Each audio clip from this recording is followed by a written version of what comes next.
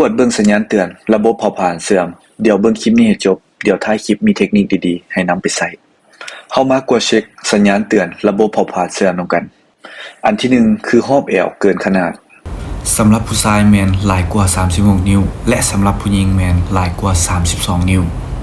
ทางที่ดีเฮาควรเอาหลวงสูงมาคูณให้ 0.45 สำหรับผู้หญิงและเอาคูณให้ 0.47 สำหรับผู้ชายแล้วเอามาหารให้ 2.54 แล้วมาเปลี่ยนเป็นนิ้วและนั่นแหละคือหอบแอวที่ถูกต้องของเฮาอันที่2แมนมีไตรกลีเซอไรด์เกิน150ในตอนที่เฮาอดอาหารและอันที่3แมน HDL ในเลือดต่ำกว่าปกติสำหรับผู้หญิงแมนต่ำกว่า50และสำหรับผู้ชายแมนต่ำกว่า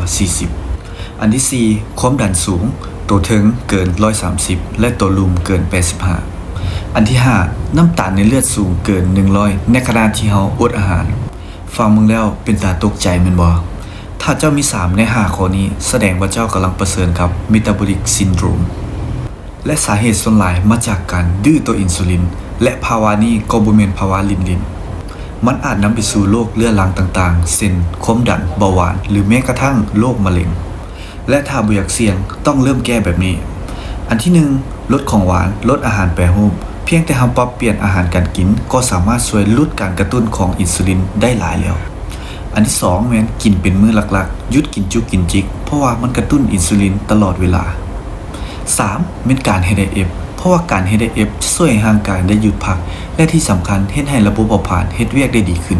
สามารถเอาวิธีนี้ไปใช้ได้และได้ผลเท่าใดลองมาแชร์กันเบิ่ง